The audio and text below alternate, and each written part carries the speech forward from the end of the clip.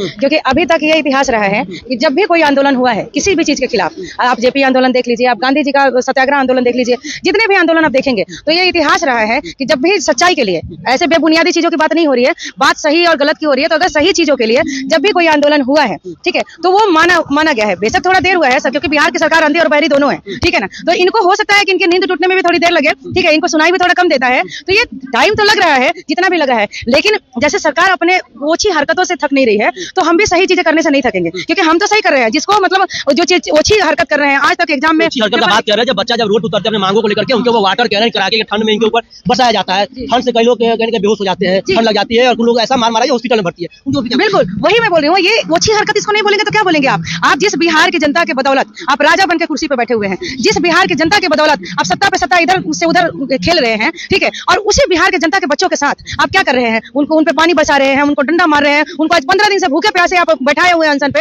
लेकिन आपकी निंद्रा नहीं खुल रही है। तो ये सरकार को अब सोचने की जरूरत है। अब नींद टूटेगा, क्योंकि अब जनसुराज जब अनावरण अनशन के लिए तैयार हो गई है, कल शाम से बैठे प्रशांत जी अभी तक एक पानी का बूंद भी नहीं ली, जैसा कि हम लोगों ने देखा। अब क्या लगा, तोड़ना तो पड़ेगा ना, क्योंकि कब तक करेंगे? कहा गया है कि आप कब तक अपनी ज्यादती करते रहेंगे, आप कब तक मनमानी करते रहेंगे। कोई तो जेपी आएगा ना उतर के, कोई तो गांधी आएंगे ना, तो प्रशांत जी उस गांधी के रूप में आए हैं, जो गांधी आप सत्याग्रह आंदोलन लेके आए थे, आज वही सत्याग्रह आंदोलन प्रशांत जी लेके आए हैं बच्चों के लिए, क्योंकि कोई तो एक नेता होगा ना भाई। बच्चे को पता लग रहा है बच्चे के लिए नहीं आए, वो आए राजनीति करना। नहीं, अगर राजनीति करना होता तो राजनीति प्रशांत जी बहुत पहले से कर रहे हैं, प्रशांत जी राजनीति बहुत पहले से कर रहे हैं, बच्चों में क्यों करेंगे? राजनीति करने वाले को राजनीति सिखाया जिसने, वो राजनीति करेगा, वो भी बच्चों पे। आपको लगता है ऐसा? जो बंदा यादव लगातार हमलावर है, विपक्ष राजद तरफ से हमलावर है, पोस्टर के जरिए पोस्टर वार छिड़ चुका है, पोस्टर के जरिए बताया जा रहा है कि जनसुराज से बच के रहिएगा। आप क्या पप्पू यादव की बात करते हैं, जो खुद पेंदी का लोटा है, आज इतने दिन समाज सेवा करने के बाद एक पार्टी ने टिकट देने से मना कर दिया उनको, उनकी बात क्या कर रहे हैं? उनकी बात ही तो मत करिए, क्योंकि उन पे मैं जाना ही नहीं चाहती हूँ। बात है हमारे प्रशांत जी की, तो प्रशांत जी की बात यह है कि उनको कोई क्या राजनीति सिखाएगा, जो राजनीति पूरी दुनिया को, जो एक प्रधानमंत्री क्रिएट कर सकता है, मुख्यमंत्री और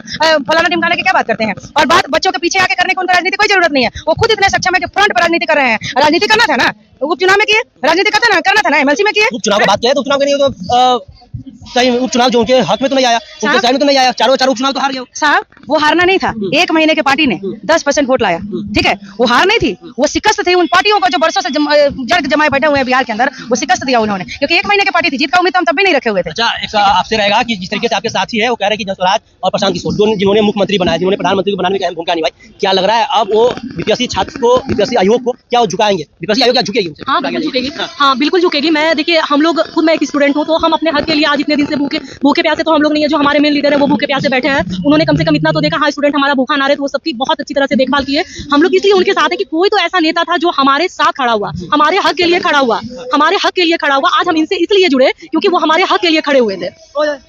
तो हम लोग अभी क्या है, हमने री एग्जाम के लिए बोला, तो हमने गलत कहाँ बोला? अगर हम गलत है तो वो सामने से आके बोले ना कि हाँ हम गलत है, उनको बोलना चाहिए ना कि हाँ आप गलत है या सही है, जो भी, तो आप मुंह क्यों नहीं खोले? कहीं ना कहीं उनको ये डर है कि अगर वो कुछ मुंह अपना खोलते हैं तो उनकी सच्चाई लोगों के सामने तक आ जाएगी।